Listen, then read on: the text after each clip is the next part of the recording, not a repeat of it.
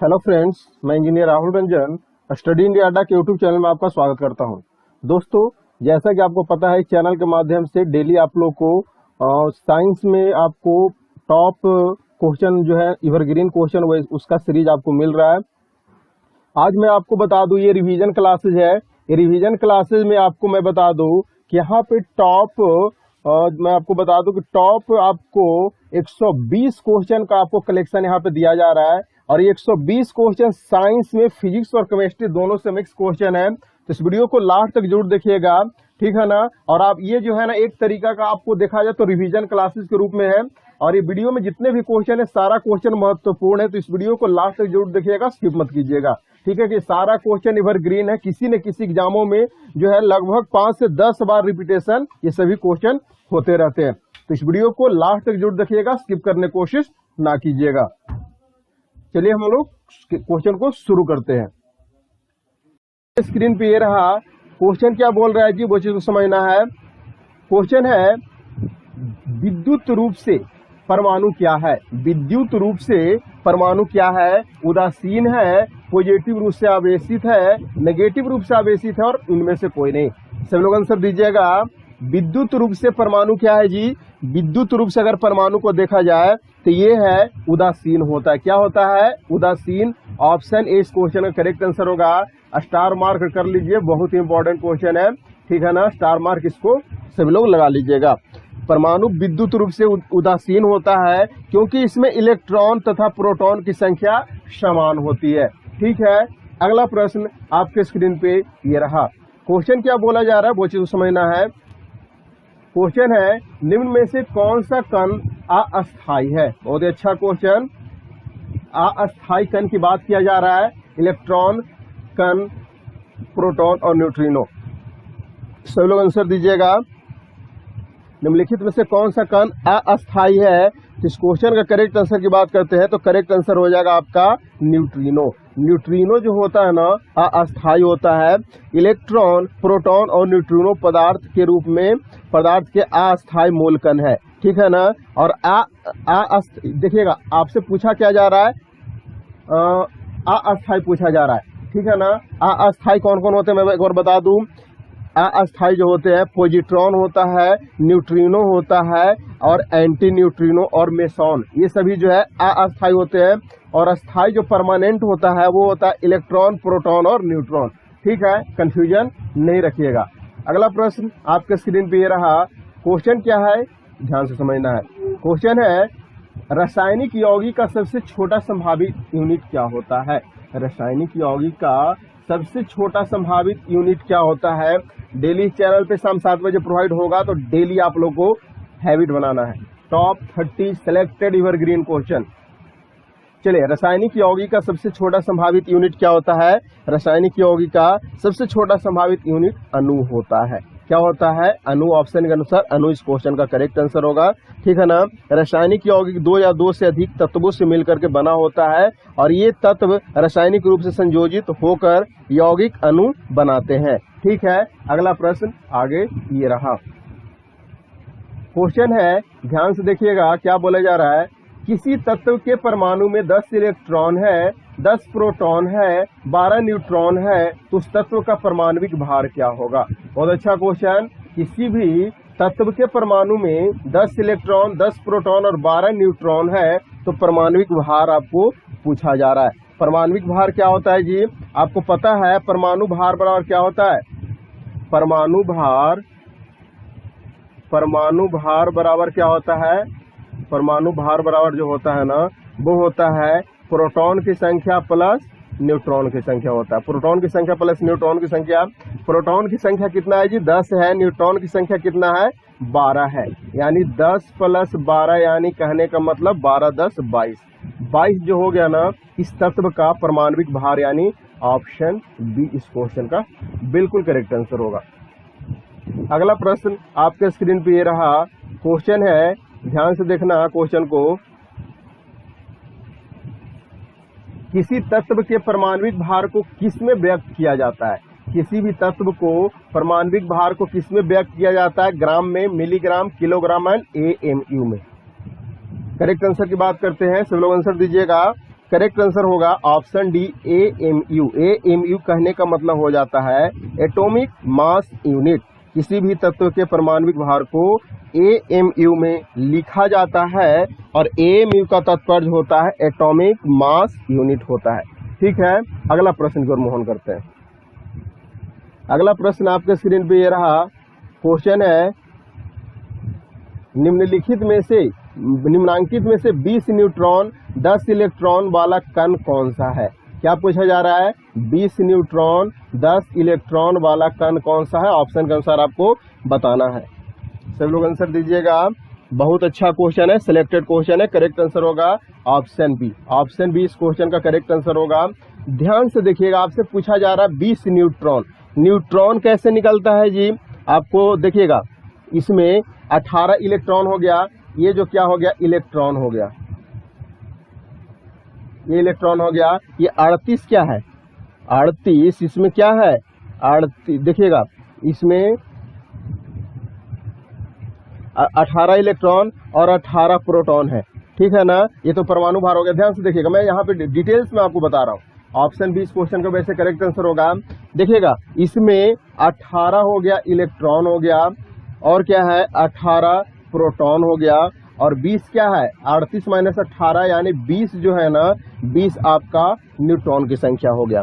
हो गया कि नहीं, आपसे पूछा जा रहा है 20 न्यूट्रॉन और 18 इलेक्ट्रॉन, 20 न्यूट्रॉन 18 इलेक्ट्रॉन वाला संख्या कौन सा है, ऑप्शन भी करेक्ट आंसर होगा। ठीक है ना, आगे बढ़ते हैं। अगला प्रश्न आपके स्क्रीन पे ये रहा। क्वेश्चन को समझना है, क्या क्वेश्चन बोला जा रहा है। क्वेश्चन है तत्वों का सबसे पहले वर्गीकरण कौन किया था। तत्व का, एलिमेंट का सबसे पहले क्लासिफिकेशन कौन किया था जी? लेथरमेयर, न्यूलैंड, मेंडलीफ एंड डोबरिनर। सब लोग आंसर दीजिएगा। तत्वों का वर्गीकरण कौन किया था? ये किया था न्यूलैंड के द्वारा। ये न्यूलैंड के द्वारा किया गया था। स्टार मार्क कीजिए, बहुत ही अच्छा question, important question, evergreen question.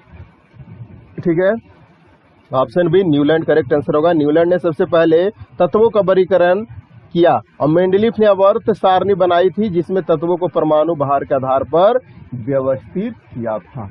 अगला प्रश्न आपके स्क्रीन पे ये रहा। क्वेश्चन क्या बोला जा रहा है वो चीज को समझना है। क्वेश्चन है आपके लिए साधारण नमक का रासायनिक नाम क्या होता है। बहुत ही basic question, evergreen question, confusing question. साधारण नमक का रासायनिक नाम बताइए सभी लोग। साधारण नमक का रासायनिक नाम क्या होगा? साधारण नमक का रासायनिक नाम सोडियम क्लोराइड यानी NaCl होता है। क्या होता है? सोडियम क्लोराइड NaCl होता है। ठीक है, सोडियम क्लोराइड NaCl। अगला प्रश्न आपके स्क्रीन पे ये रहा। क्वेश्चन है एक परमाणु में 19 प्रोटॉन है, 20 न्यूट्रॉन है। ध्यान से सुनना, 19 क्या है जी? प्रोटॉन है। 20 क्या है जी? न्यूट्रॉन है। इसकी द्रव्यमान संख्या ज्ञात करना है। द्रव्यमान संख्या ज्ञात करना है। 19 प्रोटॉन 20 न्यूट्रॉन वाला द्रव्यमान संख्या आपको ज्ञात करना है। क्या ज्ञात करना होगा, कैसे ज्ञात करना होगा? सब लोग आंसर दीजिएगा। ऑप्शन डी करेक्ट आंसर होगा, 39 आएगा। कैसे करेक्ट आंसर होगा जी? परमाणु द्रव्यमान संख्या बराबर क्या होता है? द्रव्यमान संख्या बराबर प्रोटॉन संख्या प्लस न्यूट्रॉन संख्या। प्रोटॉन संख्या 19 दे रखा, न्यूट्रॉन संख्या 20 दे रखा, 20 और 19 39 हो जाएगा। 39 यानी ऑप्शन डी इस क्वेश्चन का करेक्ट आंसर होगा, बिल्कुल सही आंसर होगा।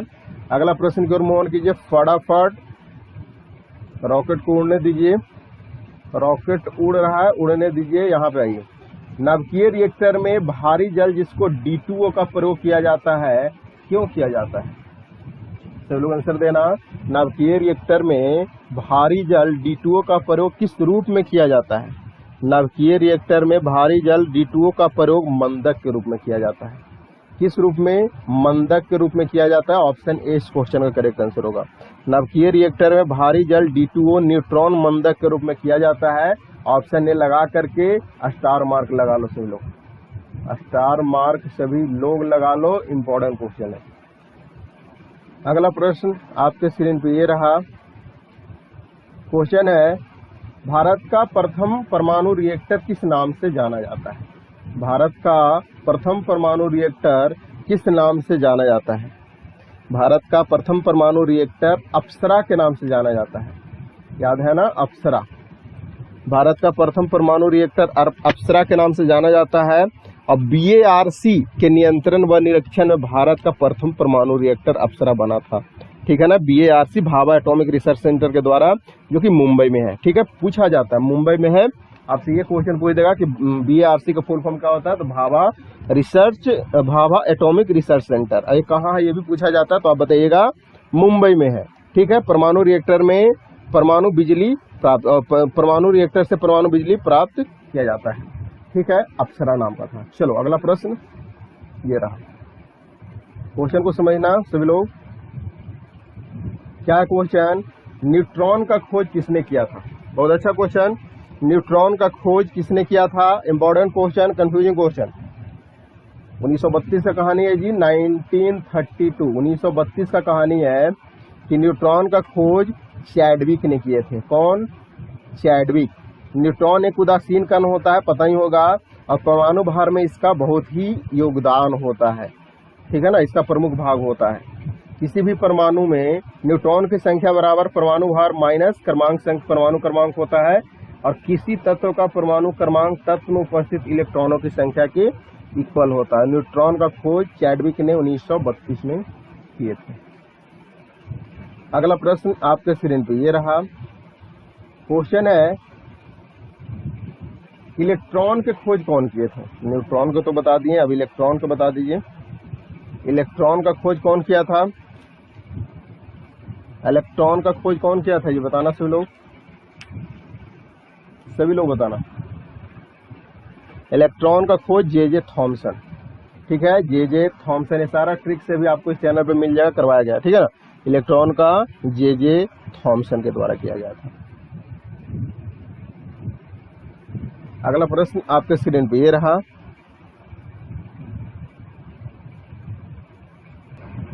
हाँ क्वेश्चन है एल्केन का फॉर्मूला बता दीजिए, और स्टार मार्क करके इसको दिमाग में याद कर लीजिए। एल्केन का फॉर्मूला फटाफट बताइए। एल्केन का, एल्केन, एल्कीन, एल्काइन पूछा जाता है। एल्केन का फॉर्मूला CnH2n+2 होता है, option B correct answer. Alkane का +2 होता है। देखिएगा, एल्केन का CnH2n+2 होता है, एल्कीन का क्या होता है, CnH2n होता है, ये एल्कीन का है, और CnH2n-2 कर देगा तो एल्काइंस का हो जाएगा। कंफ्यूजन नहीं रखना चाहिए। चलो अगला प्रश्न आपके स्क्रीन पे ये रहा, क्वेश्चन है ऐसे दो तत्व जिसमें इलेक्ट्रॉन की संख्या भिन्न भिन्न है लेकिन जिसकी द्रव्यमान संख्या समान हो। वैसा दो तत्व आपको बताना है जिसमें इलेक्ट्रॉन की संख्या भिन्न भिन्न हो लेकिन द्रव्यमान संख्या समान हो, वो कौन सा तत्व होगा? वो तत्व कौन सा होगा? वो तत्व संभारिक होगा। ठीक है, कंफ्यूजन नहीं रखना है, स्टार मार्क लगा करके याद कर लेना है। ठीक है, ऐसे दो तत्व जिसमें इलेक्ट्रॉन की संख्या भिन्न भिन्न हो, डिफरेंट हो, लेकिन द्रव्यमान संख्या समान होना, उसको संभारिक कहते हैं। ऐसे दो तत्व जिसमें इलेक्ट्रॉन की संख्या यानी परमाणु क्रमांक भिन्न हो लेकिन द्रव्यमान संख्या समान हो, उसे आइसोबार यानी संभारिक बोला जाता है। ठीक है, अगला प्रश्न आपके स्क्रीन पे ये रहा। अगला प्रश्न है किसी तत्व के वे परमाणु जिसकी परमाणु संख्या समान हो, परमाणु भार भिन्न हो, उसे क्या कहते हैं? चलो बताना, किसी भी तत्व के वैसे परमाणु जिसकी परमाणु संख्या समान हो परंतु परमाणु भार डिफरेंट हो, भिन्न हो, उसे क्या कहते हैं? वीडियो को लास्ट तक जरूर देखना, स्किप मत करना है। जो स्किप कर दिया समझो कि वो बहुत क्वेश्चन को स्किप कर दिए हो। ठीक है, एक सेकंड रुकना, क्वेश्चन थोड़ा सा आ जाओ जी, अभी कहाँ जा रहे हो, रुको आ जाओ। हाँ चलो आ गया। उसको क्या बोला जाता है जी? उसको बोला जाता है समस्थानिक बोला जाता है। क्या? समस्थानिक। समस्थानिक और संभारिक में कंफ्यूजन मत रखना, एग्जाम में पूछा जाता है। ठीक है ना, चलो अब जा सकते हो। हाँ, ये क्वेश्चन पे आओ, वीडियो को लास्ट तक जरूर देखना, स्किप मत करना है। पोजिट्रॉन का खोज कौन किया था जी? 4 ऑप्शन दिया गया, Rutherford, J Thomson, Chadwick and Anderson. सभी लोग वीडियो को शेयर जरूर कीजिए, कम से कम 10 फ्रेंड के पास, ताकि सभी को बेनिफिट हो सके। एवरग्रीन क्वेश्चन है ये सभी, और अक्सर एग्जामों में दिखने को मिलता है। पोजिट्रॉन का खोज किसके द्वारा किया गया था? पोजिट्रॉन का एंडरसन के द्वारा किया गया था। ऑप्शन डी करेक्ट आंसर होगा। पोजिट्रॉन का खोज एंडरसन ने कब किया था? 1932 में किया था। ठीक है ना, पोजिट्रॉन जो है ना ये एंडरसन के द्वारा किया गया था। अगला प्रश्न आपके स्क्रीन पे ये रहा। क्वेश्चन है, अब तक कितने तत्व ज्ञात किए गए हैं? अब तक कितने एलिमेंट को ज्ञात किया गया है? ये जो है ना ऑप्शन डी 118 जो बोल रहे हो बिल्कुल करेक्ट आंसर बोल रहे हो। अभी तक 118 तत्वों की जानकारी हो चुकी है। और अंतिम तत्व की बात करते हैं तो अंतिम तत्व एलिमेंट जो है ना यूरेनोक्टियम है। UUO, ठीक है ना, UUO यूरेनोक्टियम इसको बोला जाता है। अगला प्रश्न जो मोहन करते हैं। अगला प्रश्न आपसे पूछा क्या जा रहा है, वाइल्स का नियम निम्नलिखित में से लागू होता है? ट्रिक के साथ बताया गया था, गड़बड़ नहीं करना है, आंसर देना है। वाइल्स का नियम, वाइल्स का नियम बताना सभी लोग। वाइल्स का नियम निम्नलिखित में स्थिति में लागू होता है, बताना सभी लोग। वाइल्स का नियम जो लागू होता है ना वो होता है नियत टेम्परेचर पे। आपको बताया गया था क्या बोला जा रहा है, वाइल्स का नियम, वाल्टी बताया गया था। ठीक है ना, वाइल्स का नियम, वाल मतलब वाइल्स हो गया, टी मतलब टेम्परेचर, यानी वाइल्स का नियम में टेम्परेचर जो होता है ना वो कांस्टेंट होता है। ठीक है ना, कांस्टेंट होता है, ट्रिक के साथ बताया गया था। अगला प्रश्न आपके स्क्रीन पे ये रहा। क्वेश्चन है, निम्नलिखित में से कौन बड़े शहरों की वायु को प्रदूषित करता है? बड़े शहर में सबसे ज्यादा वायु प्रदूषण का क्या कारण होता है जी, वो आपसे पूछा जा रहा है। तो copper, lead, chromium and copper oxide में लेड इस क्वेश्चन का करेक्ट आंसर होगा। कौन सा? लेड। स्टार मार्क कर लेना सभी लोग, स्टार मार्क, बहुत इंपॉर्टेंट क्वेश्चन। लेड इस क्वेश्चन का करेक्ट आंसर होगा ऑप्शन बी। बड़े शहर में वाहन जनित प्रदूषण प्राप्त होता है, इसमें लेड का बहुत ही ज्यादा महत्वपूर्ण रोल होता है। अगला प्रश्न आपके स्क्रीन पे ये रहा। क्वेश्चन है, ध्यान से सुनना सभी लोग। क्वेश्चन है, आदर्श गैस नियम के अनुसार गैस का ग्राम अणु आयतन कितना होता है? आदर्श गैस नियम के अनुसार गैस का ग्राम अणु आयतन कितना होता है? आदर्श, आइडियल गैस की बात कर रहा है। आदर्श गैस में होता है 22.4 लीटर। ऑप्शन डी इस क्वेश्चन का करेक्ट आंसर होगा, 22.4 लीटर। अगला प्रश्न आपके स्क्रीन पे ये रहा। आपसे पूछा जा रहा है एवोगाड्रो संख्या। एवोगाड्रो संख्या का मान आपको बताना है। एवोगाड्रो संख्या का मान क्या होता है? एवोगाड्रो संख्या का मान क्या होता है जी? एवोगाड्रो संख्या का होता है 6.022 गुने 10 के पावर 23 होता है। वीडियो को लास्ट तक जरूर देखना है। टॉप 30 क्वेश्चन डेली चैनल पे आपको मिलता रहेगा और ये सभी एवरग्रीन क्वेश्चन होंगे, ठीक है ना, जो सभी एग्जामों के लिए बेनिफिशियल होने वाला है। अगला प्रश्न आपके स्क्रीन पे ये रहा। क्वेश्चन है, ध्यान से सुनना। बंद कमरों में स्टोव व अंगीठी का प्रयोग न करने की सलाह निम्नलिखित कारण से दिया जाता है। बहुत इंटरेस्टिंग क्वेश्चन, बहुत इंटरेस्टिंग क्वेश्चन। बंद कमरों में स्टोव व अंगीठी का प्रयोग न करने का सलाह निम्नलिखित कारणों से दिया जाता है। क्यों दिया जाता है वो आपको बताना है। बंद जब कमरा होता है उसमें न स्टोव जलाने की अनुमति दिया जाता है, न अंगीठी यानी किसी चीज को सेकने के लिए भी अनुमति नहीं दिया जाता है। इसका मेन रीजन क्या है, मेन कारण क्या है? इसका मेन कारण है ना कि कार्बन मोनोऑक्साइड का विषय, वहाँ पे कार्बन मोनोऑक्साइड की जो है ना फैल जाएगा वहाँ पे, इसी वजह से सांस लेने में प्रॉब्लम हो जाएगा। इसीलिए मना किया जाता है कि बंद कमरों में स्टोव व अंगीठी का प्रयोग नहीं करने के लिए बताया जाता है, ठीक है ना, नहीं यूज किया जा सकता है। जलती स्टोव या अंगीठी से कार्बन मोनोऑक्साइड गैस निकलती है।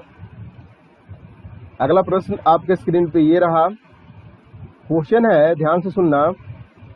द्रवित पेट्रोलियम गैस के प्रमुख संगठक कौन सा है? द्रवित पेट्रोलियम गैस के प्रमुख संगठन की बात कर रहा है तो वो कौन सा है जी? द्रवित पेट्रोलियम गैस में जो है ना ब्यूटेन और आइसोब्यूटेन होता है, ठीक है, ब्यूटेन होता है, साथ में आइसोब्यूटेन होता है। एलपीजी या द्रवित पेट्रोलियम के प्रमुख संगठक ब्यूटेन, आइसोब्यूटेन और प्रोपेन होता है, ठीक है ना। एलपीजी के रिसाव को पहचान हेतु उसमें दुर्गंध युक्त पदार्थ मिलाया जाता है। वो पदार्थ कौन सा होता है? मरकेप्टन, इथाइल मरकेप्टन के नाम से जाना जाता है, ठीक है ना। इसमें ब्यूटेन की सर्वाधिक मात्रा भी होती है। अगला प्रश्न आपके स्क्रीन पे ये रहा, क्वेश्चन है, ध्यान से सुनना। किसी तत्व के आइसोटोप में क्या समानता होती है? किसी भी तत्व के आइसोटोप्स में क्या समानता होती है, वो आपसे पूछा जा रहा है। किसी भी तत्व के आइसोटोप में कौन सी समानता होती है?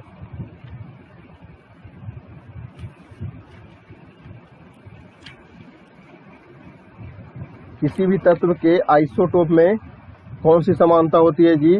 वो जो समानता होती है ना,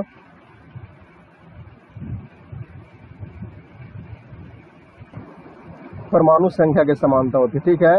परमाणु संख्या की समानता होती है। एक सेकंड आ जाओ, अभी कहाँ उड़ना है, रुको रुको, हाँ चलिएगा। यहाँ पे ऑप्शन ए इस क्वेश्चन का करेक्ट आंसर होगा, परमाणु संख्या का, ठीक है ना। किसी भी तत्व के आइसोटोप में समानता होती है परमाणु संख्या का, ऑप्शन ए इस क्वेश्चन का करेक्ट आंसर होगा, ठीक है। कि तत्व के आइसोटोप में परमाणु संख्या तो समान होती है लेकिन परमाणु भार भिन्न भिन्न होता है, ठीक है ना, ऑलरेडी बताया गया है। चलो इसको बताना सभी लोग। क्वेश्चन है, गोबर गैस संयंत्र का आविष्कार किसने किया था? गोबर गैस संयंत्र का आविष्कार किसके द्वारा किया गया था?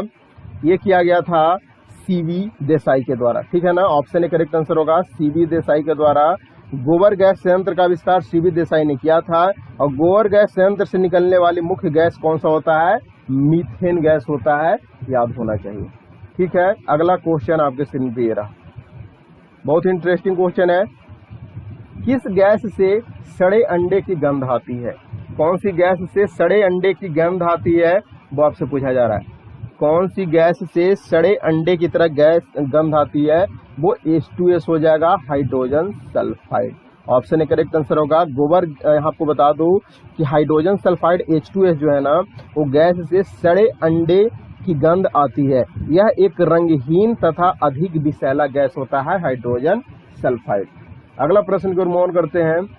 अगला प्रश्न आपसे पूछा क्या जा रहा है, गोबर गैस में मुख्य रूप में पाई जाती है, क्या पाया जाता है?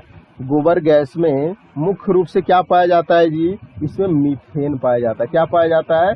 मीथेन पाया जाता है, CH4 इसको बोला जाता है, ठीक है ना। गोबर गैस में मुख्यतः CH4 मीथेन पाया जाता है, घरेलू ईंधन के रूप में प्रयोग होता है। और गोबर गैस में अपशिष्ट का प्रयोग खाद के रूप में भी किया जाता है। अगला प्रश्न आपसे क्या पूछा जा रहा है, बहुत ही interesting and famous question. Laughing gas का फॉर्मूला पूछा जा रहा है। लाफिंग गैस का फॉर्मूला बता दीजिए सभी लोग। लाफिंग गैस का क्या फॉर्मूला होता है? लाफिंग गैस का फॉर्मूला N2O होता है, nitrous oxide. Laughing gas N2O है, नाइट्रस ऑक्साइड को सूंघने से उत्तेजना उत्पन्न होती है और हंसी आने लग जाती है, ठीक है ना। अतः इस गैस को हास्य गैस या फिर लाफिंग गैस बोलते हैं। अगला प्रश्न आपके स्क्रीन पे ये रहा, और वो जो गैस है ना, उसको अत्यधिक मात्रा में सूंघने पर निश्चेतना उत्पन्न होती है, ठीक है ना।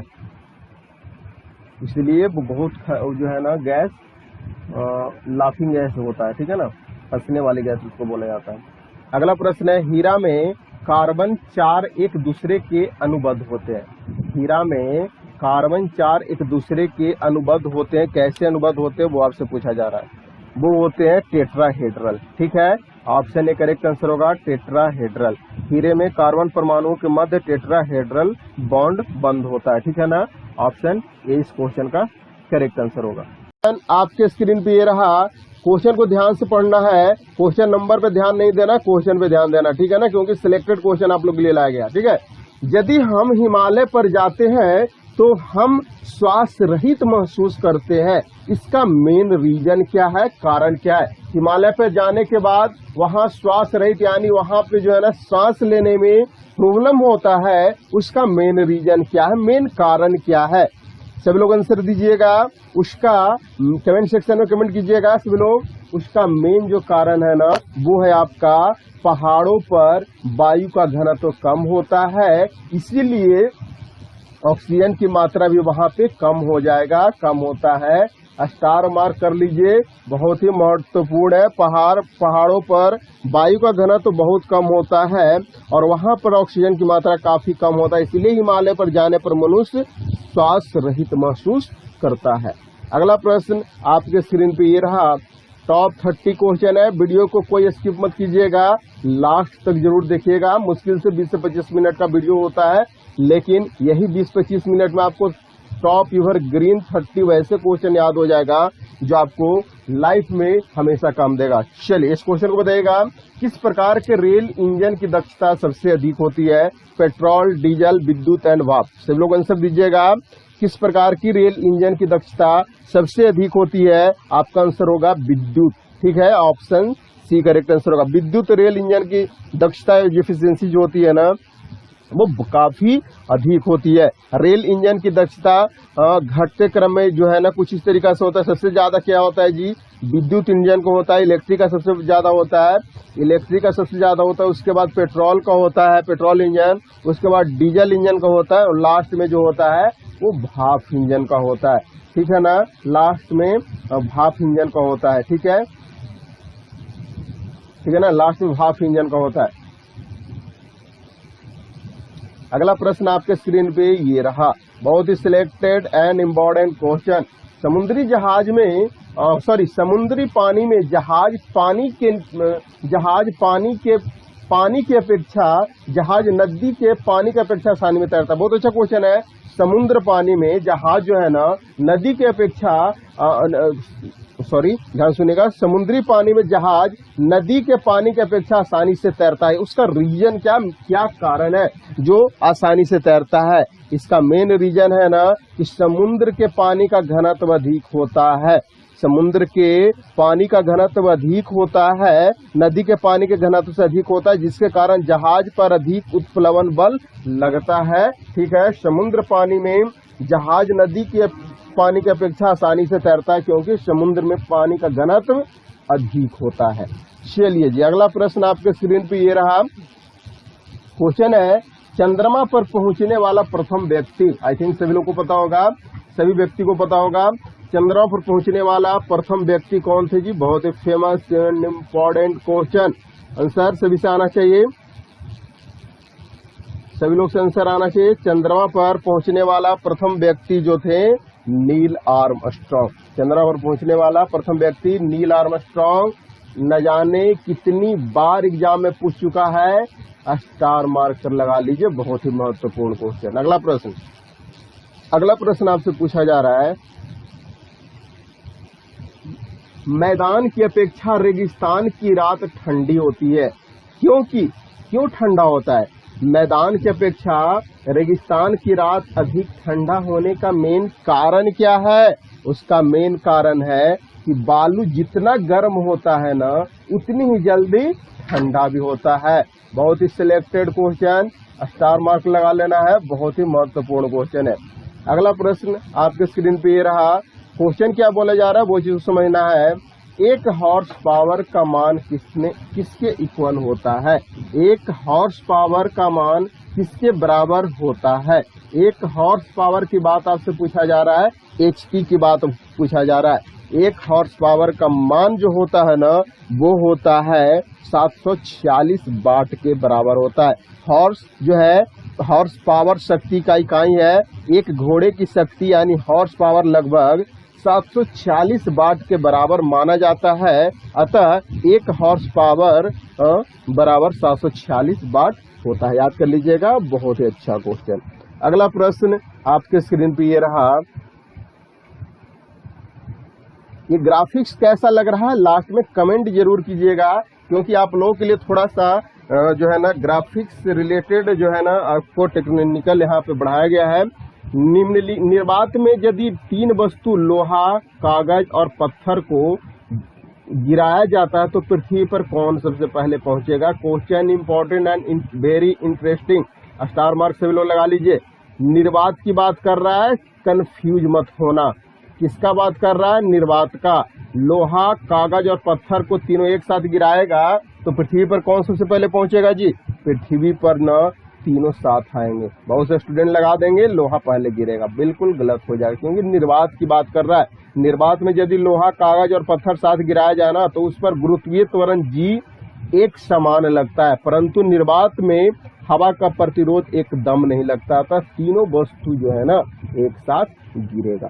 अगला प्रश्न एक्स्ट्रा फैक्ट में इसलिए बताते चलता हूं ना, ताकि आपको एग्जाम में इससे आसपास ही पूछ देना, आप आसानी से आंसर उसका दे पाएंगे। चलो इसको बताओ, वायुमंडल की ओजोन परत हमें किससे बचाती है?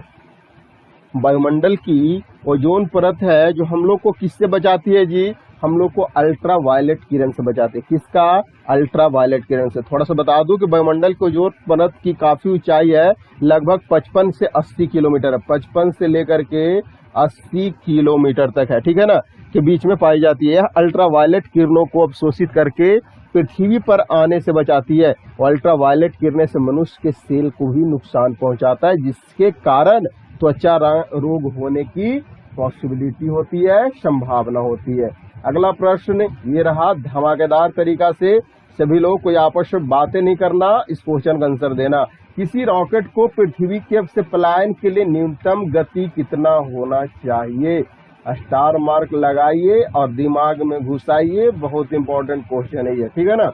किसी रॉकेट को पृथ्वी से पलायन के लिए न्यूनतम कितनी गति दी जाती है? इसका न्यूनतम गति जो है ना 11.2 किलोमीटर पर सेकंड है। कितना?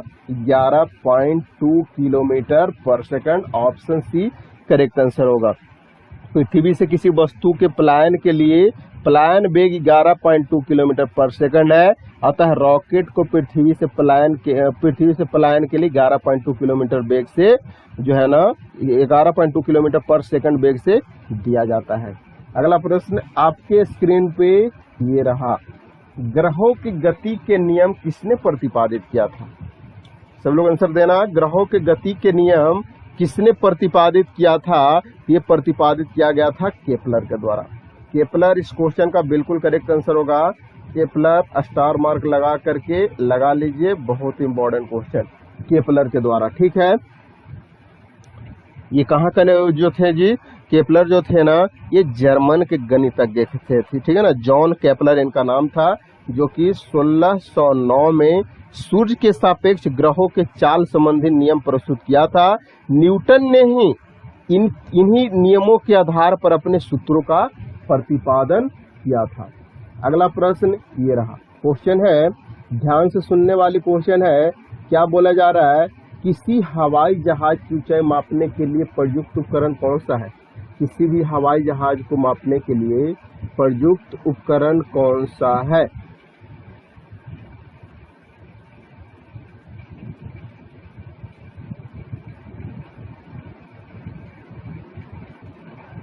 किसी भी हवाई जहाज की ऊंचाई मापने के लिए प्रयुक्त उपकरण जो है जी, वो है आपका कौन सा है? आंसर देना। हाँ, अल्टीमीटर, अल्टीट्यूड, बिल्कुल अल्टीट्यूड। किसी भी अल्टीमीटर एक ऐसा यंत्र है ना, जिससे हवाई जहाज की ऊंचाई को ज्ञात किया जाता है। अगला प्रश्न आपके स्क्रीन पे ये रहा, क्वेश्चन को ध्यान से देखना है और डेली हैबिट बना करके डेली आप लोगों को देखना है। चलती बस में अचानक रुकने से सवारी आगे की ओर क्यों झुक जाता है? वेरी वेरी इंपॉर्टेंट क्वेश्चन, बहुत ही महत्वपूर्ण क्वेश्चन। चलती बस में अचानक रुकने से सवारी आगे की ओर क्यों झुक जाता है? इसका मेन रीजन क्या है, मेन कारण क्या है? सब लोग आंसर देना। मेन कारण इसका जो है ना, वो है कि सवारी के जड़त्व के कारण। सवारी के जड़त्व के कारण। ऑप्शन बी करेक्ट आंसर होगा। सवारी के जड़त्व के कारण, ऑप्शन बी करेक्ट आंसर होगा। अगला प्रश्न आपके स्क्रीन पे ये रहा, क्वेश्चन को ध्यान से पढ़िएगा सभी लोग। द्रव की बूंद की आकृति गोलाकार क्यों होता है? द्रव का बूंद जो होता है ना, लिक्विड का, उसका शेप साइज गोलाकार ही क्यों होता है? आंसर देना सभी लोग। क्योंकि पृष्ठ तनाव के कारण, सरफेस टेंशन के कारण। मैं आपको बता दूं, द्रव की बूंद आकृति गोलाकार होने का कारण पृष्ठ तनाव या सरफेस टेंशन होता है, क्योंकि दिए हुए आयतन के लिए गोले के पृष्ठ का क्षेत्रफल न्यूनतम होता है और पृष्ठ तनाव के कारण ही वर्षा की बूंदे गोलाकार होता है। नेक्स्ट प्रश्न आपके एक क्वेश्चन आगे बढ़ेगा, ये रहा। इस क्वेश्चन को आंसर देना सभी लोग। क्वेश्चन है, स्वचालित वाहनों में प्रयुक्त द्रव चलित ब्रेक किसका सीधा प्रयोग है? किसका सीधा प्रयोग है? ये जो प्रयोग है ना, ये है आपका पास्कल का नियम का। बिल्कुल पास्कल के नियम द्रव पर लगने वाले दाब की एक्सप्लेनेशन देता है और यह द्रव के प्रवाह से संबंधित नियम भी है। अगला प्रश्न आपके स्क्रीन पे कुछ इस तरीका से दिख रहा होगा। क्वेश्चन है, सिरे तक पानी से भरे गिलास के अंदर एक बर्फ का टुकड़ा तैर रहा है, जब बर्फ पिघलती है तो क्या होगा? वीडियो को स्किप कोई मत करना, क्योंकि जो स्किप कर देगा वो बहुत ही पछताएगा, क्योंकि बहुत ही एवरग्रीन सभी क्वेश्चन सेलेक्ट किए जाते हैं। ठीक है ना, टॉप 30 जो भी सीरीज इस चैनल पे चलाया जा रहा है। इस क्वेश्चन का करेक्ट आंसर होगा ऑप्शन सी, जल का स्तर वही बना रहेगा। जल का स्तर वही बना रहेगा, ऑप्शन सी करेक्ट आंसर होगा। पानी से भरे ग्लास के अंदर तैरते हुए बर्फ के टुकड़े के पिघल जाने पर जल का स्तर वही बना रहेगा, क्योंकि बर्फ के टुकड़े द्वारा प्रतिस्थापित जल का आयतन बर्फ के द्रव के रूप में आयतन के इक्वल होता है।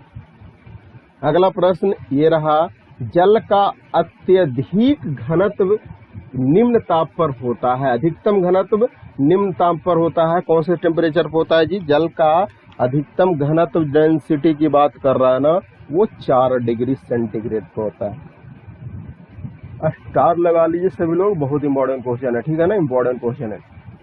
जल का अधिकतम घनत्व जो है 4 डिग्री सेंटीग्रेड पर होता है।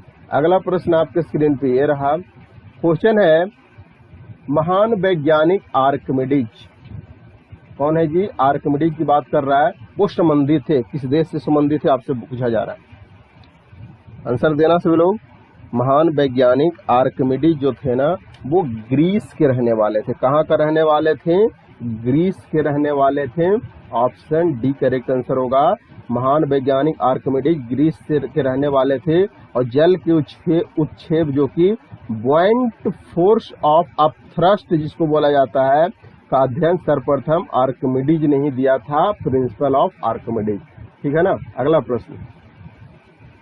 अगला प्रश्न आपसे पूछा जा रहा है, अगर किसी झील के तल के ऊपर आते बुलबुले के आयतन में वृद्धि होती है तो उस बुलबुले पर लगने वाला दाब क्या होता है? अगर किसी झील के तल के ऊपर आते बुलबुले का आयतन में वृद्धि होती है तो उस बुलबुले पर लगने वाला दाब क्या होता है? उस बुलबुले पर लगने वाला दाब कम होगा।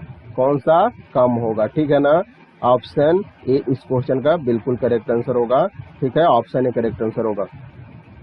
बुलबुले के ऊपर जल का भार सतत कम होने के कारण दाब का परिमाण निरंतर घटता जाता है, कमता है। ठीक है ना। अगला प्रश्न आपके स्क्रीन पे कुछ इस तरीका से दिख रहा होगा। क्वेश्चन है, तेल द्वीप में बत्ती का तेल किसके कारण ऊपर उठता है? तेल द्वीप में बत्ती का तेल जो है ना, किसके कारण ऊपर उठता है? बत्ती के तेल ऊपर उठने का मेन कारण है केशिका क्रिया। केशिका क्रिया, ऑप्शन बी इस क्वेश्चन का करेक्ट आंसर होगा, जिसको कैपिलरी एक्शन बोला जाता है। तेल के द्वीप में बत्ती का तेल केशिका क्रिया यानी कैपिलरी एक्शन के कारण ऊपर उठता है। जिस नली का छिद्र केश के समान बारीक होता है ना, उसे केश नली कहते हैं और केश नली के द्रव के ऊपर चढ़ने अथवा नीचे उतरने की घटना को केशिकत्व कहते हैं। जैसे आप लोगों ने में से कुछ लोग के घर में या फिर पहले होता था दिया, आप जानते होंगे, दिया या फिर लालटेन होता था या लैंप होता था। इससे लोग पढ़ते थे, रोशनी के लिए यूज करते थे। उसमें जो बत्ती होता था ना, वो कैपिलरी एक्शन की तरह कार्य करता था। नीचे से जो ऑयल है और तेल को ऊपर की ओर ले जाता था, जिससे कि वो आसानी से जल सके। बत्ती यानी लैंप जो होता था वो सब, वो केशिका सिद्धांत पे काम करता था। ठीक है ना। अगला प्रश्न आपके स्क्रीन पे ये रहा। क्वेश्चन है, एक सेकंड चलिएगा, ये तो हो गया। हाँ, ये तो हम लोग देख लिए। अब ये क्वेश्चन आ गया। अच्छा, क्वेश्चन है, हाइग्रोमीटर का प्रयोग कहाँ होता है? लास्ट तक वीडियो को जरूर देखना है, स्किप मत करना है। हाइग्रोमीटर का प्रयोग कहाँ होता है जी? हाइग्रोमीटर, मैं आपको बताया भी था, हाइग्रो और हाइड्रो में कंफ्यूजन नहीं होना है। हाइग्रोमीटर का प्रयोग अपेक्षित आर्द्रता को मापने के लिए किया जाता है। ऑप्शन सी इस क्वेश्चन का बिल्कुल करेक्ट आंसर होगा। अगला प्रश्न आपके स्क्रीन पे ये रहा, क्वेश्चन को ध्यान से समझना है। क्वेश्चन क्या बोले जा रहा है, बर्फ के दो टुकड़े को आपस में दबाने पर टुकड़े आपस में चिपक जाते हैं, इसका मेन कारण क्या है? बर्फ के दो टुकड़े को आपस में दबाने पर टुकड़े आपस में चिपक जाते हैं, इसका मेन कारण क्या है? इसका मेन कारण है कि दाब अधिक होने से बर्फ का गलनांक घट जाता है। ऑप्शन बी करेक्ट आंसर होगा। दाब अधिक होने से बर्फ का मेल्टिंग पॉइंट जो है ना वो 0 डिग्री से नीचे गिर जाता है, ठीक है ना। और जब बर्फ के टुकड़े को परस्पर दबाते हैं तो संपर्क स्थान पर जल का गलनांक 0 डिग्री से नीचे होने के कारण उस स्थान पर ही बर्फ गलने लग जाती है, और दब हटा लेने से संपर्क स्थान पर जल पुनः जम जाता है और टुकड़ा आपस में चिपक जाती है। ऑप्शन बी इस क्वेश्चन का बिल्कुल करेक्ट आंसर होगा। अगला प्रश्न आपके स्क्रीन पे ये रहा, जब कोई हवा का बुलबुला किसी झील की तलहटी के सतह तक आता है तो क्या होता है? जब कोई हवा का बुलबुला झील की तलहटी के सतह तक आता है तो क्या होता है? इसका मेन रीजन है ना कि वो यह आकार में बढ़ जाता है। ऑप्शन बी करेक्ट आंसर होगा। जब कोई हवा का बुलबुला किसी भी झील की तलहटी के सतह तक आता है तो यह आकार में बढ़ जाता है, बड़ा हो जाता है। किसी झील की गहराई में जाने पर दाब बढ़ जाता है और उस सतह की ओर अपने दाब कम हो जाता है, इसीलिए हवा का बुलबुला ऊपर की ओर आता है तो उस पर लगने वाला दाब कम हो जाता है, परिणाम स्वरूप होता है कि उसका आकार भी बढ़ जाता है। अगला प्रश्न आपके स्क्रीन पे ये रहा, क्वेश्चन है, बर्फ पानी में तैरता है। बिल्कुल तैरता है जी, क्यों तैरता है बताना? बर्फ पानी में क्यों तैरता है? बर्फ पानी में क्यों तैरता है? बर्फ पानी में इसलिए तैरता है ना क्योंकि बर्फ का घनत्व पानी के घनत्व से कम होता है। ऑप्शन सी इस क्वेश्चन का करेक्ट आंसर होगा। अगला प्रश्न ये रहा, क्वेश्चन है, जब बर्फ पिघलती है तो इसका क्या होता है? आयतन बढ़ता है, आयतन घटता है, द्रव्यमान बढ़ता है, द्रव्यमान घटता है। आंसर देना सभी लोग, सभी स्टूडेंट आंसर दीजिएगा। जब बर्फ जो है ना पिघलता है तो इसका क्या होता है? बर्फ पिघलने से क्या होता है जी? बर्फ पिघलने से इसका आयतन घटता है। ऑप्शन बी करेक्ट आंसर होगा। आयतन इसका घटेगा, बर्फ पिघलने से आयतन इसका घटता है, ठीक है ना। ऑप्शन बी करेक्ट आंसर होगा। आपको पता है कि जल का अधिकतम घनत्व जो होता है ना वो 4 डिग्री सेंटीग्रेड पर होता है, अर्थात 4 डिग्री सेंटीग्रेड जल का आयतन न्यूनतम होता है। चलिए अगला प्रश्न आपके स्क्रीन पे कुछ इस तरीका का होगा, वायुमंडलीय दाब मापा जाता है। क्यों मापा जाता है वायुमंडलीय दाब? सॉरी क्यों नहीं, कैसे मापा जाता है? आपसे क्यों नहीं पूछा जा रहा है, कैसे पूछा जा रहा है। वायुमंडलीय दाब कैसे मापा जाता है?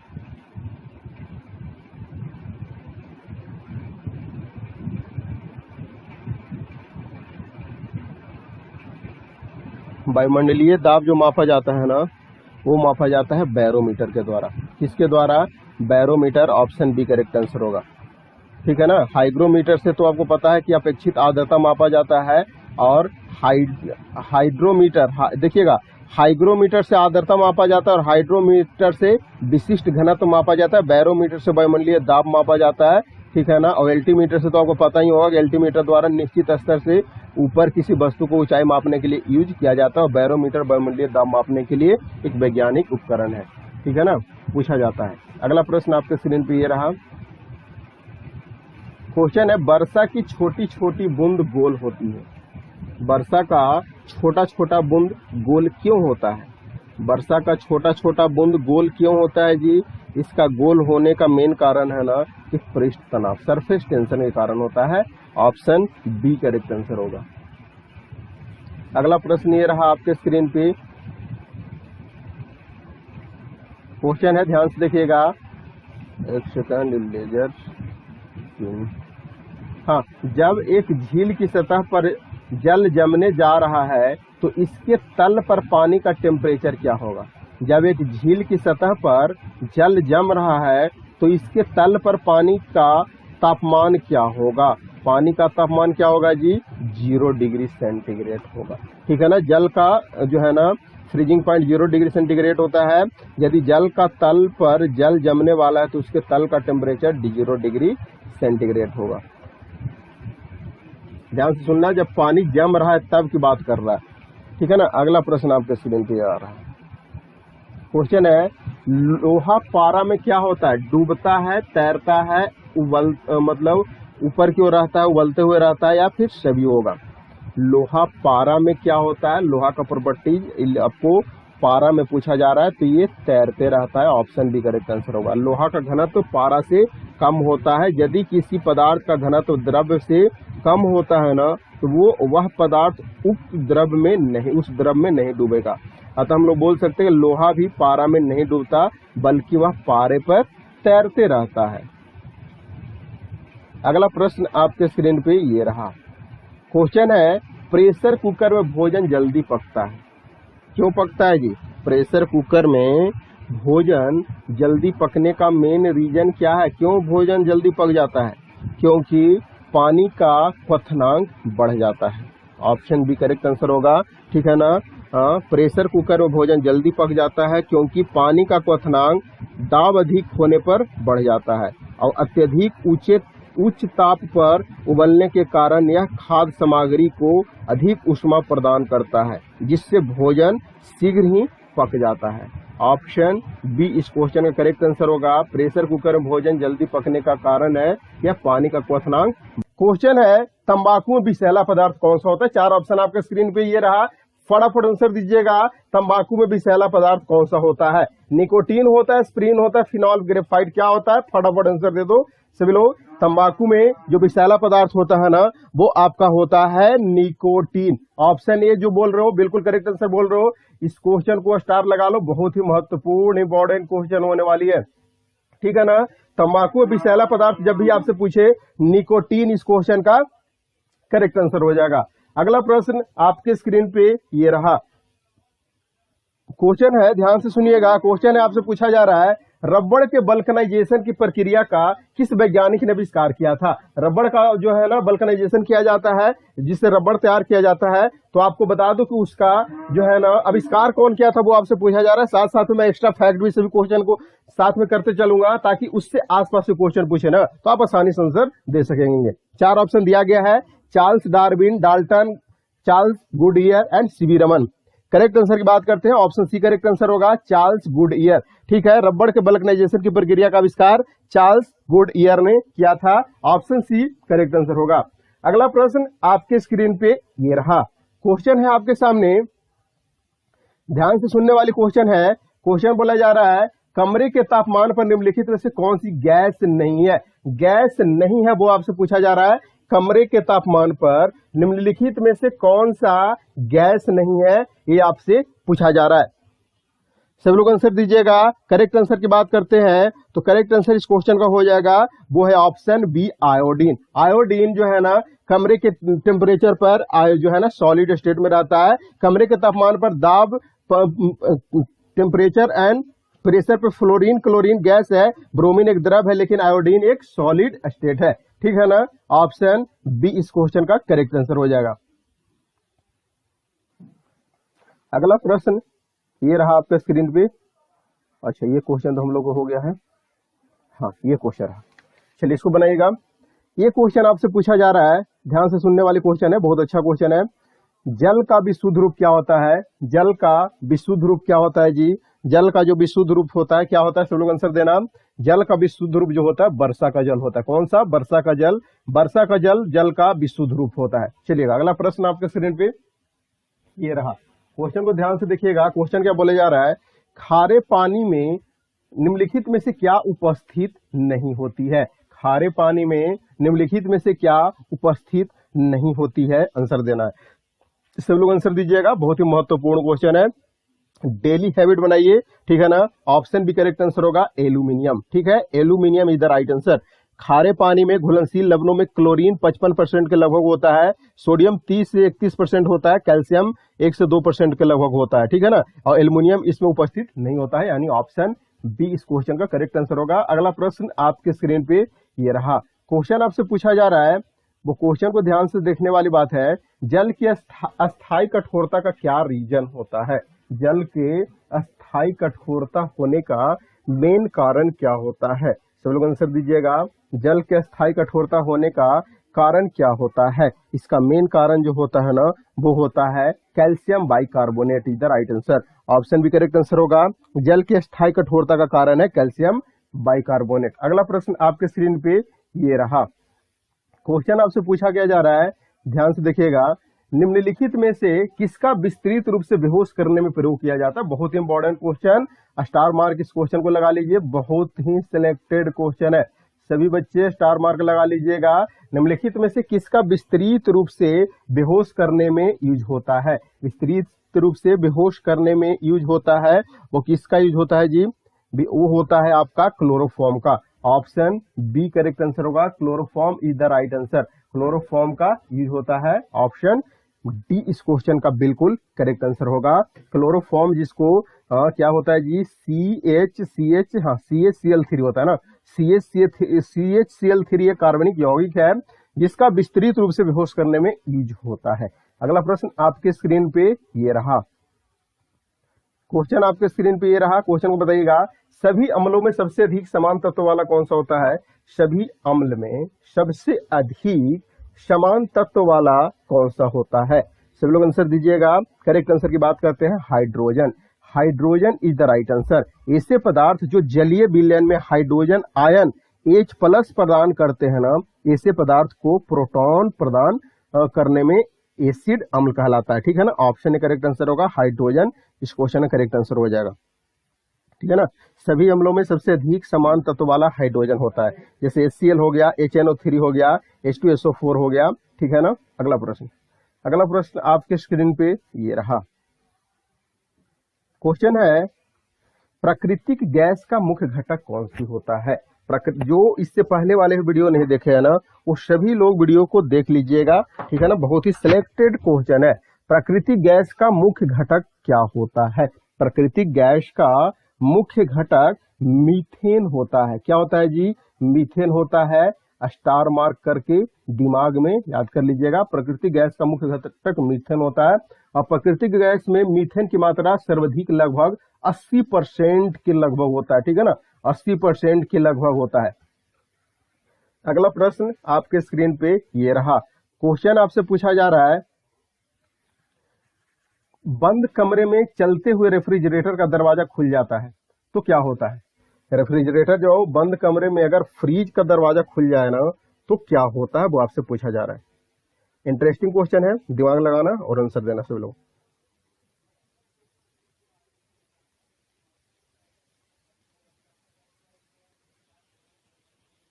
सभी लोग आंसर देना। बंद कमरे में चलते हुए रेफ्रिजरेटर का दरवाजा का खुल जाता है ना, तो क्या होता है? इसका मेन रीजन है ना कि उसका कमरा धीरे धीरे क्या हो जाएगा? गर्म हो जाएगा, हॉट हो जाएगा, गर्म हो जाएगा, ठीक है। स्टार मार्क लगा लीजिए, बहुत इंपॉर्टेंट क्वेश्चन है, कंफ्यूजिंग क्वेश्चन है, ठीक है। तो बंद कमरे में यदि चलते हुए रेफ्रिजरेटर का दरवाजा खुल जाता है ना, तो कमरा धीरे धीरे गर्म हो जाता है। बहुत से स्टूडेंट लगा देते हैं कि कमरा ठंडा हो जाता है, ऐसा नहीं होता, ठीक है ना, गर्म हो जाता है। अगला प्रश्न आपके स्क्रीन पे ये रहा। गैस ज्वाला होता है, क्या होता है? दीप्त होता है, सुप्त होता है, अदीप्त होता है, नन ऑफ दीज होता है। गैस ज्वाला क्या होता है जी? गैस ज्वाला जो आपका होता है ना, वो दीप्त होता है, ठीक है। ऑप्शन ये जो बोल रहे हो बिल्कुल करेक्ट आंसर बोल। जो वस्तुएं स्वयं प्रकाश उत्पन्न करती है ना, उसे दीप्त वस्तुएं कहते हैं। गैस ज्वाला से प्रकाश उत्पन्न होता है, अतः उसे दीप्त ज्वाला हम लोग बोलेंगे। अगला प्रश्न यहाँ पे ये रहा। क्वेश्चन को ध्यान से देखिएगा। क्वेश्चन है, फल को पकाने में किसका प्रयोग किया जाता है? सभी को पता होगा, बहुत बार इस चैनल पे करवाया गया है। फल को पकाने में किसका प्रयोग होता है? Methane, ethane, acetylene and calcium carbonate. Answer दीजिएगा। फल को पकाने में यूज होता है ना, वो एसिटिलीन का यूज होता है। किसका? एसिटिलीन का, ठीक है। ऑप्शन सी करेक्ट आंसर होगा। अगला प्रश्न ये रहा। चलिए इसको बताइएगा, कहीं कहीं एथिलीन भी रहेगा, वो भी आंसर सही होता है, ठीक है ना। आग बुझाने वाली गैस कौन सी होगा, सब लोग आंसर देना। आग बुझाने वाली गैस कौन सी होता है, neon, nitrogen, carbon dioxide, carbon monoxide, answer देना सभी लोग। ऑप्शन सी करेक्ट आंसर होगा carbon dioxide. Carbon dioxide gas जो है ना अग्निशमक में प्रयुक्त होता है, क्योंकि यह ऑक्सीजन से भारी होता है और तथा इसका ईंधन के चारों ओर की गति जो है ना, चारों ओर जो है ना ऑक्सीजन को हटाकर आग को बुझा देता है। ऑप्शन सी करेक्ट आंसर होगा। अगला प्रश्न आपके स्क्रीन पे ये रहा, क्वेश्चन को ध्यान से सुनने वाली है। क्वेश्चन, गुब्बारे में कौन सी गैस भरी होती है, कोई गड़बड़ नहीं करना। गुब्बारे में कौन सी गैस भरी होती है, हाइड्रोजन, हीलियम, आर्गन और ऑक्सीजन। टॉप 30 वैसे क्वेश्चन आप लोग को दिया जाता है ना, क्योंकि एवरग्रीन होता है, पूरी लाइफ काम देगा, ठीक है ना। इसीलिए डेली पढ़ा करो, 2 से 3 बार वीडियो को जरूर देखा करो, 2 से 3 बार जरूर देखा करो, ताकि प्रत्येक क्वेश्चन दिमाग में एक्सप्लेनेशन के साथ आपके दिमाग में होना चाहिए, ठीक है ना। गुब्बारे में कौन सी गैस भरी होती है जी, गुब्बारों में जो गैस भरी होती है ना वो हीलियम गैस होता है। क्यों होता है, हीलियम करेक्ट आंसर होगा, ठीक है ना। गुब्बारों में सामान्यतः हीलियम गैस भरी जाती है, क्योंकि यह सबसे हल्की गैस होता है। यह गैस वायुयान के टायर एवं मौसम ज्ञात करने वाले गुब्बारों में भी भरी जाती है। अगला प्रश्न ये रहा, क्वेश्चन आपके स्क्रीन पे ये रहा, क्वेश्चन को ध्यान से देखिएगा सभी लोग। वनस्पति घी निम्न में से किससे बनाया जाता है, वनस्पति घी जो है ना निम्नलिखित में से किससे बनाया जाता है, आंसर देना है सभी लोग को। बहुत इंपॉर्टेंट क्वेश्चन है, स्टार मार्क लगा लीजिए सभी लोग, बहुत बार न जाने कितना बार ये क्वेश्चन को पूछ चुका है। वनस्पति घी में किससे बनाया जाता है, तो वनस्पति घी जो है ना बनाया जाता है, आपका आंसर होगा ऑप्शन भी हाइड्रोजन उसमें मिलाया जाता है, ठीक है, हाइड्रोजन, ऑप्शन भी करेक्ट आंसर होगा। ऐसे वनस्पति तेल जो जमते नहीं है, उन्हें जमने के लिए निकिल उत्प्रेरक की उपस्थिति में हाइड्रोजन गैस प्रवाहित की जाती है ना, इस अभिक्रिया को हाइड्रोजनीकरण बोलते हैं, ठीक है ना। और वनस्पति घी इस प्रक्रिया द्वारा बनाया जाता है। अगला प्रश्न आपके स्क्रीन पे ये रहा, क्वेश्चन है, किसके जलने से CO2 गैस निकलती है, किसके जलने से CO2 गैस निकलती है।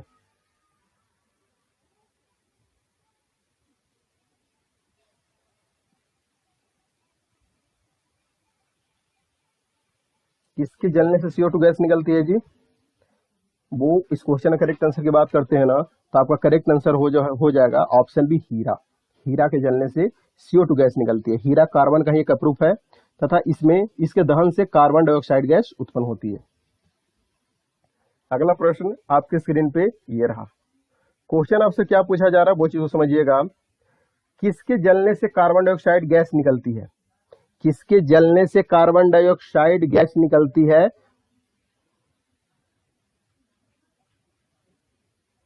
ओ क्वेश्चन ये शायद रिपीट हो गया ना, ये क्वेश्चन शायद रिपीट हो गया, एक सेकंड रुकिएगा। यहाँ पे क्या है, किसके जलने से CO2 गैस निकलती है, इसका आंसर हीरा हो गया। और किसके जलने से कार्बन डाइऑक्साइड गैस निकलती है, इसका भी आंसर हीरा होगा, क्योंकि सेम क्वेश्चन रिपीटेशन हो गया। चलिए अगला सेशन से नहीं होगा रिपीटेशन।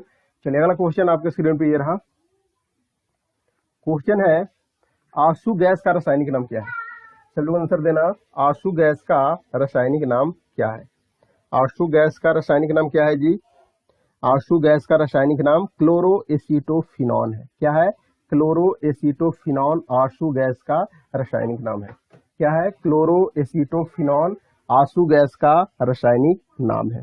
आंसू गैस का रासायनिक नाम क्लोरोएसीटोफिनॉन है। यह गैस आंख की ऊपरी सतह पर उपस्थित लैक्रिमल ग्रंथि जो होती है ना उसको उत्तेजित कर आंसू का बहाव तेज कर देता है।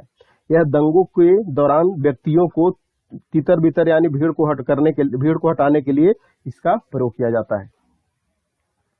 पुलिस लोग इसका यूज करते हैं, ठीक है ना। अगला प्रश्न आपके स्क्रीन पे ये रहा, क्वेश्चन है, क्लोरोफॉर्म बनाने के लिए निम्नलिखित में से किसका प्रयोग किया जाता है। क्लोरोफॉर्म बनाने के लिए किसका उपयोग किया जाता है जी, क्लोरोफॉर्म बनाने के लिए किसका उपयोग करते हैं, उसमें मीथेन का यूज किया जाता है। किसका, मीथेन का यूज किया जाता है, स्टार मार्क कर करके याद कर लीजिएगा, ठीक है ना। मीथेन इस क्वेश्चन का करेक्ट आंसर हो जाएगा। क्लोरोफॉर्म बनाने के लिए मीथेन का उपयोग किया जाता है, ऑप्शन बी इस क्वेश्चन का करेक्ट आंसर हो जाएगा। अगला प्रश्न आपकी स्क्रीन पे ये रहा, क्वेश्चन है, निम्नलिखित में से किस से मार्स गैस बोलते हैं? निम्नलिखित में से किसको मार्स गैस बोला जाता है? सब लोग आंसर देना। मार्स गैस, मार्स यानी मीथेन, ठीक है ना। ऑप्शन डी करेक्ट आंसर होगा। मीथेन प्रकृति में जो है ना दलदली स्थानों में ज्यादा पाया जाता है और वो मार्स उसको इसी कारण इसे मार्स गैस बोलते हैं। यह कार्बनिक पदार्थ के सड़ने गलने से बनता है। कोयले की खानों में भी यह पाया जाता है, जिससे प्रायः आग लग जाने की पॉसिबिलिटी होती है। इसी कारण इसे फायर डैम भी बोला जाता है, ठीक है ना। ऑप्शन डी करेक्ट आंसर होगा मीथेन। अगला प्रश्न आपके स्क्रीन पे ये रहा। सही से पर्दा ओपन हो रहा है, ध्यान से देखिएगा। पर्दा सही से ओपन हो रहा है ना जी। ये ग्राफिक्स आप लोगों को कैसा लग रहा है बताना एक बार। ग्राफिक्स कैसा लग रहा है? विद्युत बल्ब में कौन सी गैस यूज होती है? आंसर देना। विद्युत बल्ब में कौन सी गैस यूज होती है? विद्युत बल्ब में नाइट्रोजन गैस यूज होता है। कौन सा? नाइट्रोजन। इस क्वेश्चन का करेक्ट आंसर हो जाएगा। विद्युत बल्ब में जो है ना नाइट्रोजन गैस यूज होता है, ठीक है। विद्युत बल्ब में टंगस्टन नामक धातु लगा होता है, जो तंतु का काम करता है, तंतु लगा होता है, जिसको वाष्प से वो जो है ना बचाने के लिए नाइट्रोजन या फिर ऑर्गन जैसे अक्रिय गैस को, इनर्ट गैस को इसमें डाला जाता है, ठीक है। अगला प्रश्न ये रहा। क्वेश्चन आपसे पूछा क्या जा रहा है, निम्न में से कौन सा अक्रिय गैस नहीं है? अक्रिय इनर्ट गैस कौन सी नहीं है? ठीक है, सभी लोग आंसर दीजिएगा। Bromine, neon, organ and krypton. इस क्वेश्चन का करेक्ट आंसर हो जाएगा ब्रोमीन जो है ना वो अक्रिय गैस नहीं है। प्राकृतिक में 6 अक्रिय गैस है, जिसमें आवर्त सारणी में 0 वर्ग में रखा गया, ठीक है ना। जैसे ये हो गया कौन कौन, और हीलियम हो गया, नियॉन, ऑर्गन, क्रिप्टन, जेनॉन और रेडोन होता है। ब्रोमीन जो है ना ये हैलोजन वर्ग के 7वें वर्ग में एक सदस्य है, वहां का एक एलिमेंट है, ठीक है ना, 7वें वर्ग का। अगला प्रश्न आपके स्क्रीन पे ये रहा। क्वेश्चन है, किस तत्व का परमाणु सबसे छोटा होता है?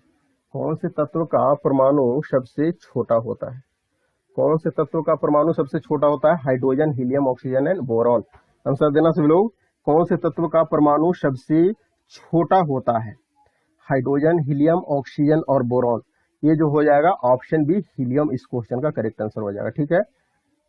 हीलियम, हीलियम परमाणु का व्यास जो होता है ना लगभग 32 पिकोमीटर के होता है, ठीक है ना। और यह सबसे छोटा परमाणु है, जबकि सीजियम परमाणु जो है ना जिसका व्यास 225 के लगभग होता है, 225 पिकोमीटर के लगभग होता है, जो कि सबसे बड़ा होता है, ठीक है। यहाँ पे सबसे छोटा हीलियम का हो जाएगा करेक्ट आंसर। ऑप्शन बी इस क्वेश्चन का करेक्ट आंसर होगा।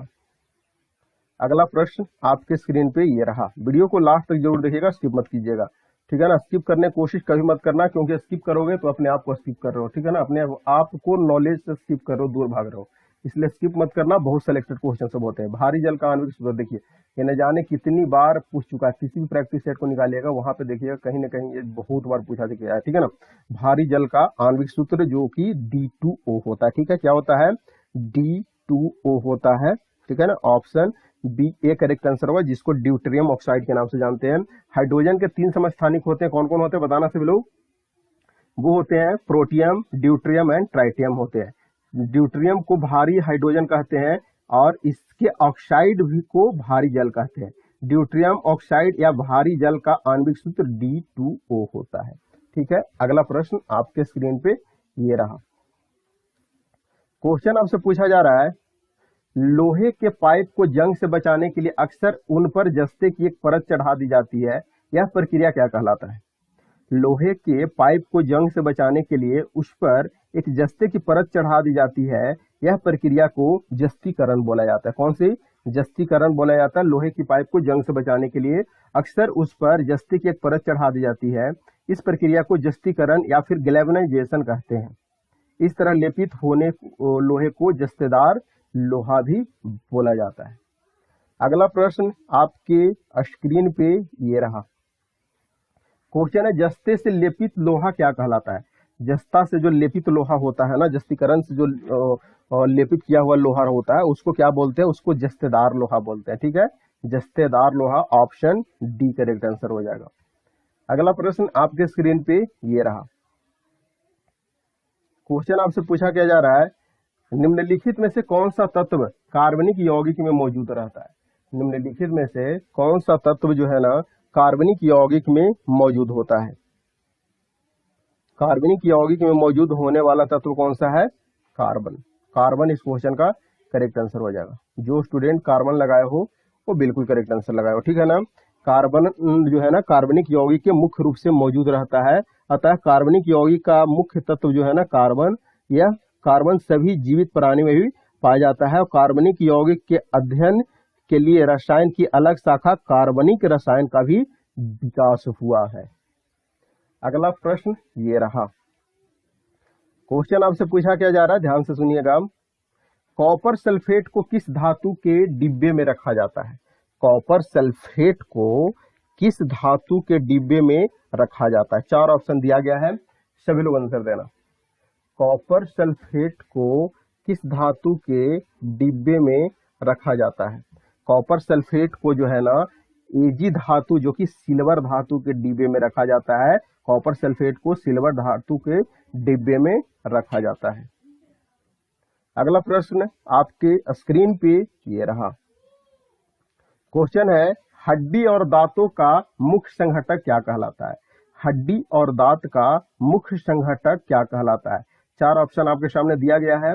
हड्डियों और दांतों का मुख्य संघटक जो है ना कैल्शियम फॉस्फेट बोला जाता है। क्या? Calcium phosphate. ऑप्शन डी इस क्वेश्चन का करेक्ट आंसर होगा। हड्डी एवं दांतों का मुख्य संघटक जो है ना कैल्शियम फॉस्फेट होता है। अगला प्रश्न आपके स्क्रीन पे ये रहा। क्वेश्चन क्या है जी? दूध उदाहरण है, किसका उदाहरण है जी? 4 ऑप्शन दिया गया है। दूध जो है ना किसका एग्जाम्पल है? दूध किसका एग्जाम्पल है? निमल्सन का है, जेल का है, इमल्सन का है, जिसको पायस भी बोला जाता है, और फेन का है। आंसर देना। करेक्ट आंसर होगा दूध जो है ना इमल्सन यानी पायस का उदाहरण है। ऑप्शन सी करेक्ट आंसर होगा। बहुत इंपॉर्टेंट क्वेश्चन है, स्टार मार्क लगा लीजिए। बहुत ही सिलेक्टेड क्वेश्चन है, ठीक है ना। सिलेक्टेड क्वेश्चन है, स्टार मार्क लगा लेना है। बहुत ही इंपॉर्टेंट क्वेश्चन है। दूध जो है ना इमल्सन यानी पायस का एग्जाम्पल है। दूध इमल्सन पायस का उदाहरण है। इसमें अवस्था तथा माध्यम दोनों द्रव्य होती है। दूध जो है ना इमल्सन यानी पायस का। प्रकाश के लिए निम्नलिखित कथनों में से कौन सा गलत है? रॉन्ग स्टेटमेंट आपको बताना है। प्रकाश के लिए निम्नलिखित में से कौन सा गलत स्टेटमेंट है? 4 ऑप्शन दिया गया है।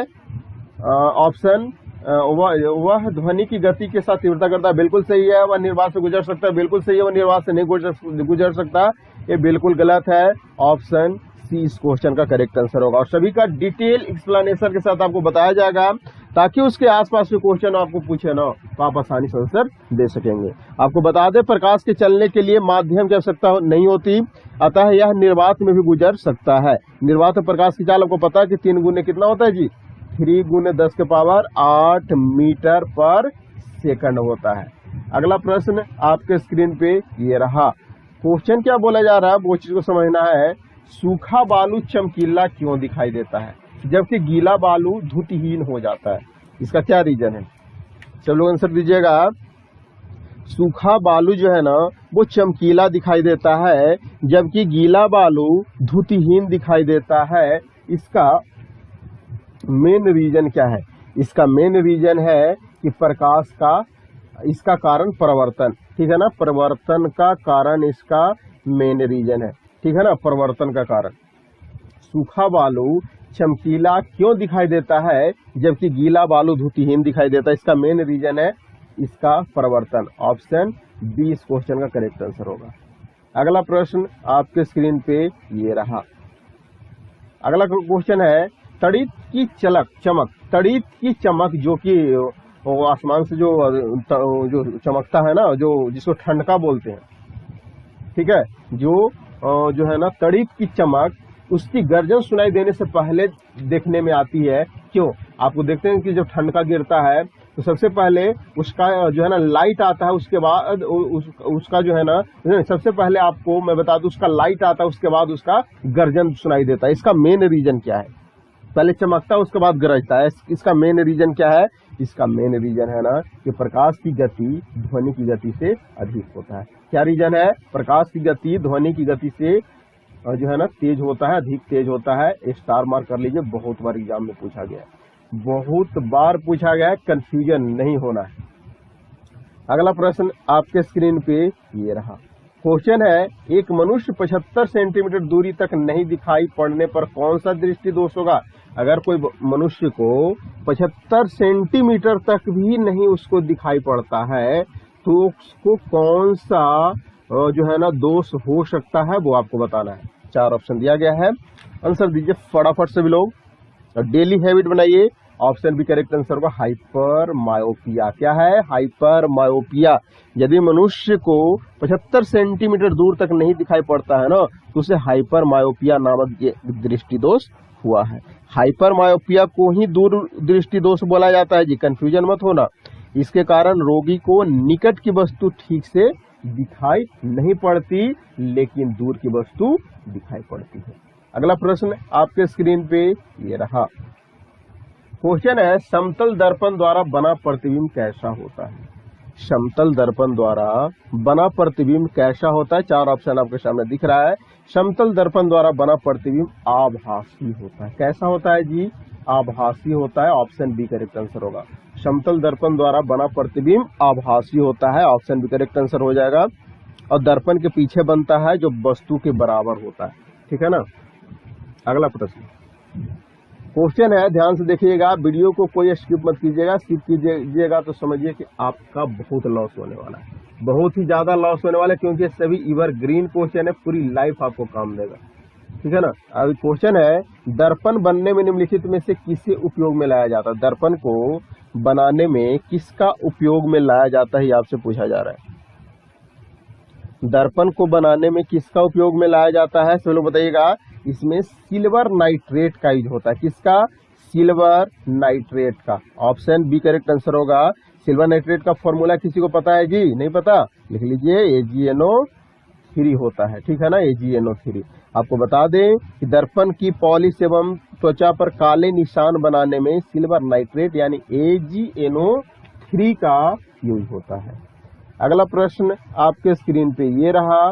क्वेश्चन है, यदि वायुमंडल नहीं हो तो पृथ्वी में इससे आकाश किस रंग का दिखाई देगा। अगर वायुमंडल नहीं हो तो पृथ्वी में आकाश किस रंग का दिखाई देगा, आपको बताना है। वायुमंडल नहीं हो तो पृथ्वी में आकाश किस कलर का दिखाई देगा जी? आंसर दीजिए सभी लोग। अगर वायुमंडल ना हो तो पृथ्वी से आकाश कैसा दिखाई देगा? पृथ्वी से आकाश काला दिखाई देगा। बहुत लोग नीला लगा देते हैं, काला इस क्वेश्चन का करेक्ट आंसर होगा। अंतरिक्ष यात्री चंद्रमा के तल पर खड़े होते हैं ना तो वहां से आकाश उन्हें काला दिखाई देता है, और चंद्रमा पर कोई वायुमंडल न होने के कारण वहां पर सूर्य की प्रकाश का प्रकीर्णन नहीं होता, जिससे आकाश काला दिखाई देता है। वास्तव में पृथ्वी के वायुमंडल से ऊपर जाने पर वायुमंडल की अनुपस्थिति होने के कारण अंतरिक्ष में सभी स्थान पर काला दिखाई देता है। लेकिन हम लोग बोल सकते हैं कि प्रकाश के किरण के कारण ही आकाश नीला दिखाई देता है, और प्रकाश का प्रकीर्णन धूल के कणों द्वारा होता है। ये भी आपको पता होना चाहिए। और यदि पृथ्वी पर वायुमंडल ना हो तो पृथ्वी से आकाश का रंग जो है ना काला दिखाई पड़ता है। ठीक है। अगला प्रश्न आपके स्क्रीन पे ये रहा। क्वेश्चन आपसे पूछा क्या जा रहा है वो चीज सुनिए। आकाश का रंग प्रायः नीला दिखाई क्यों पड़ता है? आकाश का रंग नीला दिखाई पड़ने का क्या रीजन हो सकता है जी? आकाश का रंग नीला दिखाई देने का कारण हो सकता है प्रकाश का प्रकीर्णन। ऑप्शन भी करेक्ट आंसर होगा। प्रकाश का प्रकीर्णन के कारण आकाश का नीला रंग दिखाई पड़ता है। अगला प्रश्न ये रहा। क्वेश्चन है, सूर्य की किरणों में कितने रंग होते हैं? कंफ्यूजन नहीं ना है क्वेश्चन में। सूर्य की किरण में कितने रंग होते हैं? बहुत लोग कंफ्यूज भी हो जाते हैं, कभी 6 कभी 5 बोल देते हैं, लेकिन आपको क्या बोलना है? 7 बोलना है। क्या बोलना है? 7 बोलना है। सूर्य की किरणों में 7 रंग होते हैं। जब सूर्य का प्रकाश किसी प्रिज्म से गुजरता है ना तो यह अपवर्तन के पश्चात प्रिज्म के आधार पर जो है ना वो झुकने के साथ जो है ना वो विभिन्न कलर जो है 7 दिखाई पड़ता है, जिसमें क्या क्या होता है? बैगनी, जामुनी, नीला, हरा, पीला, नारंगी, लाल, यानी इसको क्या बोला जाता है? VIBGYOR। ठीक है, ऐसे कुछ है। ठीक है ना। अगला प्रश्न की ओर हम लोग अब मूव ऑन करते हैं। अगला प्रश्न आपके स्क्रीन पे ये रहा। क्वेश्चन है, एक प्रिज्म से गुजरने पर जो प्रकाश सबसे अधिक अपरिवर्तित होता है वो कौन सा है?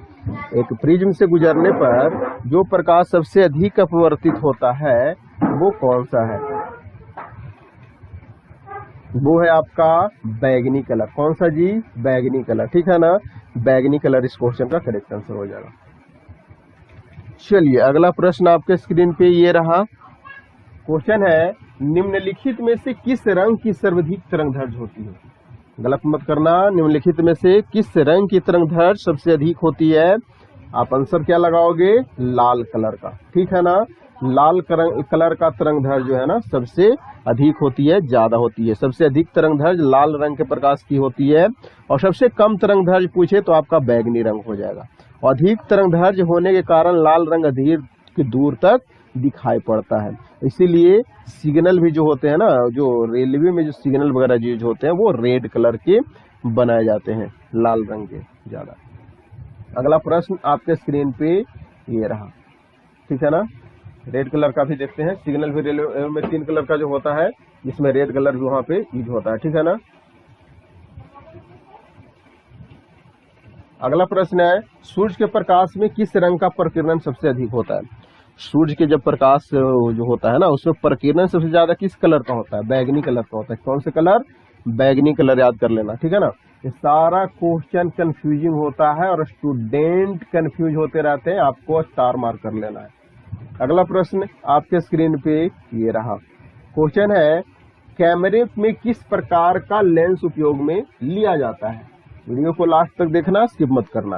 कैमरे में किस प्रकार का लेंस उपयोग में लाया जाता है जी? कैमरे में किस प्रकार का लेंस उपयोग में लाया जाता है? आपका आंसर होगा कॉन्वेक्स यानी उत्तल लेंस। कौन सा? कॉन्वेक्स। कैमरे फोटो खींचने वाले जो होते हैं उसमें उत्तल यानी कॉन्वेक्स लेंस का उपयोग किया जाता है, ठीक है। ऑप्शन ए इस क्वेश्चन का करेक्ट आंसर होगा। अगला प्रश्न आपके स्क्रीन पे ये रहा। निम्न माध्यम में ध्वनि का वेग सर्वाधिक होता है। किसमें ध्वनि का वेग सर्वाधिक होता है ये आपको बताना है। 4 ऑप्शन दिया गया है, गलत मत करना कोई भी।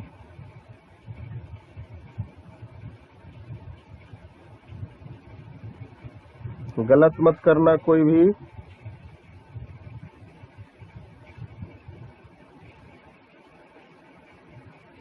ठीक है ना। क्वेश्चन को बोले जा रहा है, निम्न माध्यम में ध्वनि का वेग सर्वाधिक होता है। किस माध्यम में ध्वनि का वेग सर्वाधिक होता है आपको बताना है। किस माध्यम में ध्वनि का वेग सर्वाधिक होता है? ठोस में होता है जी। ऑप्शन डी इस क्वेश्चन का करेक्ट आंसर होगा। ठोस माध्यम में ध्वनि का वेग सर्वाधिक होता है, द्रव्य में कम होता है और गैस में सबसे कम होता है, और निर्वात में ध्वनि का वेग 0 होता है। तीनों पॉइंट याद कर लेना जो मैं बोला हूँ अभी। चलो अगला पॉइंट क्वेश्चन है ये रहा। निम्न में से किसमें ध्वनि का वेग अधिकतम होता है? निम्न में से किसमें ध्वनि का वेग अधिकतम होता है? तो ऑप्शन होगा इस्पात में, ठीक है ना। बहुत बार पूछा गया है, स्टार मार्क कर लीजिए, क्योंकि इस्पात क्या है? ठोस होता है ना, ठोस होता है ना, ठीक है। और इस्पात इस क्वेश्चन का करेक्ट आंसर होगा। अगला प्रश्न आपके स्क्रीन पे कुछ इस तरीका से है। ऑप्टिकल फाइबर को आमतौर पर किसमें प्रयोग किया जाता है? ऑप्टिकल फाइबर को आमतौर पर किसमें प्रयोग किया जाता है? आंसर देना सभी लोग।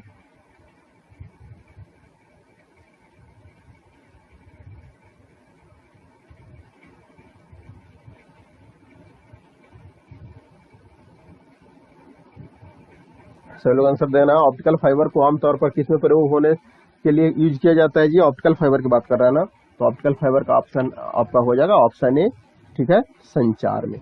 ऑप्शन ए इस क्वेश्चन का बिल्कुल करेक्ट आंसर होगा। ऑप्टिकल फाइबर का उपयोग संचार के लिए किया जाता है और फाइबर में संचार पूर्ण आंतरिक परिवर्तन के पे काम करता है। किस पे? पूर्ण आंतरिक परिवर्तन पे हमेशा पूछा जाता है।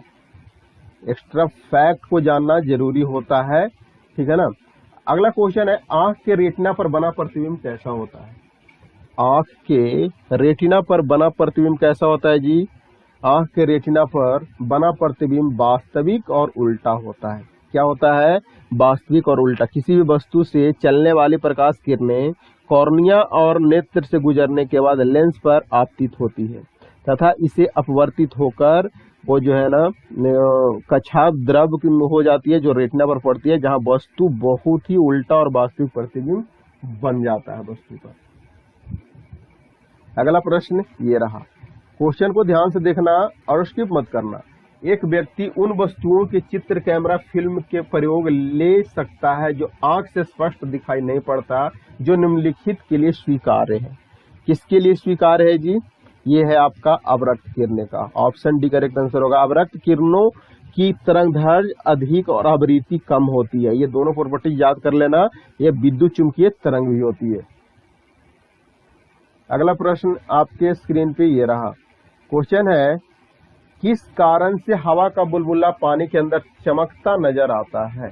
वो किस कारण से हवा का बुलबुला पानी के अंदर चमकता हुआ नजर आता है?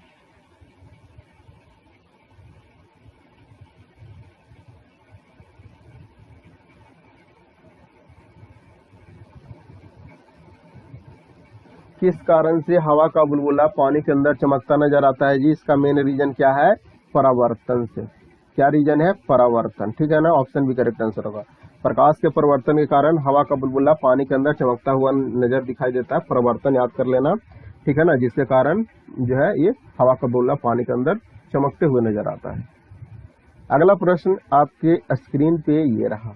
ध्वनि तरंग अपने मार्ग में रुकावट आने पर क्या होती है? ध्वनि का तरंग जो है ना, अपने मार्ग में रुकावट अगर आती है तो क्या होती है? मुड़ जाती है, सीधा जाती है, रुक जाती है, लौट जाती है। आंसर देना सभी लोग। क्या होती है? लौट जाती है। ऑप्शन डी करेक्ट आंसर होगा। ध्वनि तरंग किसी भी तल से टकराने के पश्चात परिवर्तित हो जाती है, लौट जाती है। ऑप्शन डी करेक्ट आंसर होगा। अगला प्रश्न आपके स्क्रीन पे ये रहा। हवा में ध्वनि का वेग कितना होता है? कोई गलत मत करना। हवा में ध्वनि का वेग कितना होता है? हवा में ध्वनि का वेग कितना होता है जी?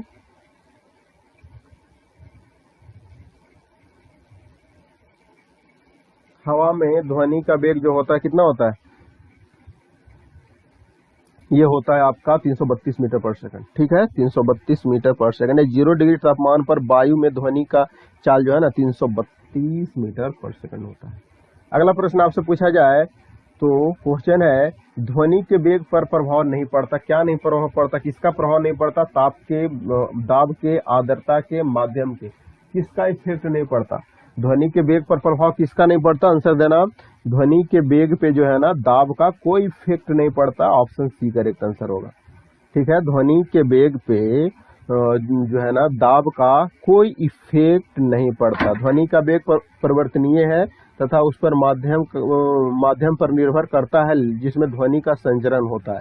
ठीक है ना, और किसी आदर्श गैस में ध्वनि का वेग उसके ताप पर निर्भर करता है तथा नियत ताप पर आदर्श गैस के दाब का ध्वनि के वेग पर कोई इफेक्ट नहीं पड़ता।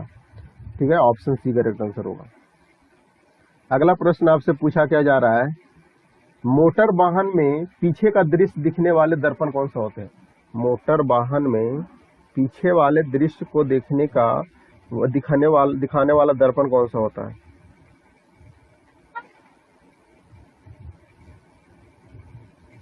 मोटर वाहन में पीछे का दृश्य दिखाने वाले दर्पण होते हैं। क्या दर्पण होते हैं?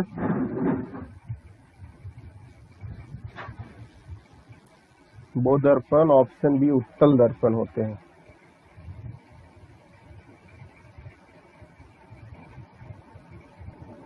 चलो, इस क्वेश्चन का सभी को आंसर आ गया। ऑप्शन बी यानी उत्तल दर्पण हो जाएगा। उत्तल दर्पण को आपको पता है कौन, ये सब जो आपको सारा चीज करवाया गया है। कोई गलत मत करना इस क्वेश्चन को, ठीक है ना। मोटर गाड़ी के पीछे का दृश्य दिखने वाला जो दर्पण मिरर होता है ना, वो उत्तल दर्पण होता है। ठीक है, अगला क्वेश्चन आपके स्क्रीन पे ये रहा। ध्यान से देखना, इस क्वेश्चन को गलत मत करना। इंद्रधनुष में कितने रंग होते हैं जी? सब लोग आंसर देना। 7, 10, 12 और 5। गलत मत करना। कोई भी इंद्रधनुष में कितने रंग होते हैं, ये सारा कॉन्सेप्ट आपको दिया गया है, कोई गलत मत करना। इंद्रधनुष में कितने रंग होते हैं? आंसर देना। बिल्कुल 7 रंग, बिल्कुल 7 रंग होते हैं। जो 7 रंग बोल रहे हो बिल्कुल करेक्ट आंसर बोल रहे हो। इंद्रधनुष में 7 रंग दिखाई देते हैं और ये 7 रंग कौन कौन होते हैं आपको सारा चीज बताया गया है। VIBGYOR कहने का मतलब वायलेट जिसको बैगनी बोलते हैं, I फॉर इंडिगो हो गया जिसको जामुनी बोलते हैं, B फॉर ब्लू हो गया जिसको नीला बोलते हैं, G फॉर ग्रीन हो गया जिसको हरा बोलते हैं, Y फॉर येलो यानी पीला हो गया, O फॉर ऑरेंज हो गया यानी नारंगी, और R फॉर रेड यानी लाल हो गया। गलत मत करना, आंसर सही से देना, ठीक है ना। चलो इस क्वेश्चन को बताना सभी लोग। क्वेश्चन आपके स्क्रीन पे ये रहा, पीली रोशनी में एक गहरी नीली वस्तु कैसा दिखाई देगा। ध्यान से सुनना, ये पीली रोशनी की बात कर रहा है, कंफ्यूज मत होना। पीली रोशनी में अगर येलो कलर का आपके पास रोशनी है, वहां पे गहरा नीला कलर का कोई भी वस्तु, अगर कोई भी मैटर वहां पे पड़ा हुआ है, तो वो कैसा दिखाई देगा, किस कलर का दिखाई देगा, वो ब्लैक दिखाई देगा। किस कलर का, ब्लैक यानी काला दिखाई देगा। पीली रोशनी में गहरी नीली वस्तु जो है ना, काली दिखाई पड़ती है, क्योंकि पीले रंग में नीला रंग नहीं होता जिसको वह वस्तु को परिवर्तित कर सके। यानी वो सीधा सी बात है कि अगर पीला रोशनी में कोई भी अगर गहरी नीली वस्तु को अगर देखोगे ना, तो वो ब्लैक यानी काला दिखाई देगा। अगला क्वेश्चन आपके स्क्रीन पे ये रहा, ध्यान से सुनना क्वेश्चन को। फोटोग्राफिक में प्रयोग होने वाला हाइपो रासायनिक रूप में क्या है जी। हाइपो जो यूज होता है ना फोटोग्राफिक में, वो क्या है, आपको आंसर देना है। फोटोग्राफिक में उपयोग हाइपो जो है रासायनिक रूप से क्या होता है, आंसर देना।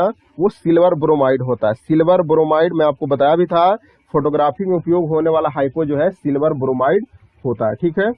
नेक्स्ट क्वेश्चन आपके स्क्रीन पे ये रहा, ध्यान से सुनना इस क्वेश्चन को। कांच से गुजरने पर प्रकाश के किस रंग की गति धीमा हो जाता है। कांच से अगर गुजरता है तो वो प्रकाश का कौन सा कलर जो है ना, वो बहुत स्लो हो जाता है। जो प्रिज्म पे आप लोग देखते हो तो आपको बताना, लाल होता है, बैगनी, हरा, पीला। आंसर देना से लोग।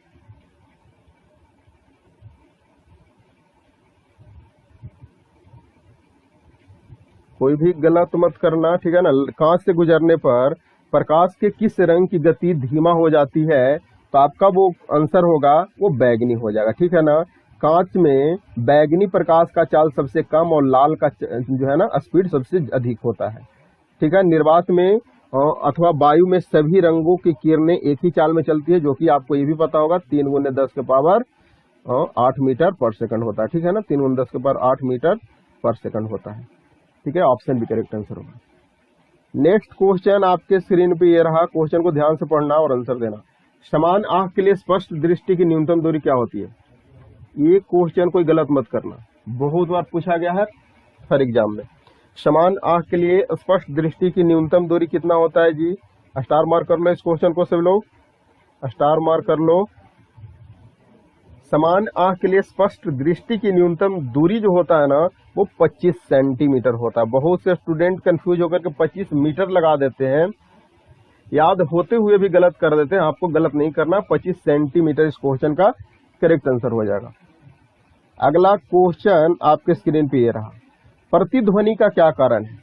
प्रतिध्वनि जो होता है उसका मेन रीजन क्या है। ध्वनि के अपवर्तन से होता है, ध्वनि के परिवर्तन से होता है, ध्रुवन से होता है, विवर्तन से होता है। क्या कारण है प्रतिध्वनि का, क्या कारण है। प्रतिध्वनि का मेन रीजन है ध्वनि का तरंगों का परिवर्तन, ध्वनि तरंगों का परिवर्तन। यानी ध्वनि तरंगों के परिवर्तन के कारण प्रतिध्वनि, जिसको हम लोग इको बोलते हैं, इको बोलते हैं, इसी को बोलते हैं ना। प्रतिध्वनि का कारण है ध्वनि तरंगों का परिवर्तन, यानी ध्वनि तरंगों का परिवर्तन के कारण ही प्रतिध्वनि यानी इको पॉसिबल है और इको होता है, ठीक है। अगला प्रश्न आपके स्क्रीन पे ये रहा, क्वेश्चन है, ध्यान से सुनना। ध्वनि की तीव्रता किस मात्रक में मापी जाती है। ध्वनि की तीव्रता न जाने कितना बार ये क्वेश्चन पूछा गया है। ये क्वेश्चन को स्टार मार्क कर लेना सभी लोग, बहुत बार पूछा गया, ठीक है ना। स्टार मार्क कर लेना। ध्वनि की तीव्रता किस मात्रक में मापी जाती है। 4 ऑप्शन दिया गया है, वाट में, कैंडेला, डेसिबल और नन ऑफ दीज। आंसर देना सभी लोग। ध्वनि की तीव्रता जो है मापी जाती है वो डेसिबल में मापा जाता है, जिसको डीबी शॉर्ट फॉर्म में बोला जाता है, डीबी यानी डेसिबल में, ठीक है ना। ध्वनि की तीव्रता जो है डेसिबल में। आज हम लोग दोस्तों इस वीडियो के माध्यम से टॉप 120, ध्यान से सुनिएगा, टॉप 120 क्वेश्चन का कलेक्शन को हम लोग जो है आज रिवीजन किए हैं। ये सभी क्वेश्चन आगामी एग्जामों के लिए बहुत ही बेनिफिशियल था। इस वीडियो को कमेंट सेक्शन में सभी लोगों को और फीडबैक जरूर दे दीजिएगा कि आपको सेशन कैसा आपको लगा, कमेंट जरूर कीजिएगा। वीडियो को लाइक कीजिए, कम से कम 5 से 10 फ्रेंड के पास शेयर कीजिए, ताकि सभी को इसका बेनिफिट हो सके, ठीक है। मिलते हैं फिर नेक्स्ट वीडियो में, तब तक के लिए धन्यवाद। जय हिंद।